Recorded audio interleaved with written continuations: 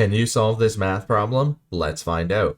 The first thing we're going to do is we're going to rewrite this problem down below. So we have 18 plus parentheses 144 divided by 12 and parentheses plus 2 to the power of 6.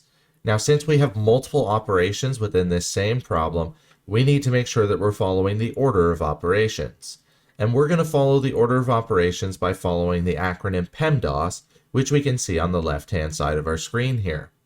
The P in PEMDAS stands for parentheses, so first we're going to solve anything within parentheses. So we're going to solve for 144 being divided by 12, which we know gives us 12. Then we're going to bring down the rest of this problem. So we have 18 plus 12 plus 2 to the power of 6. Now, since we don't have anything to solve within parentheses, we're going to move on to our next priority of E, meaning exponents. So we're going to solve for any exponents.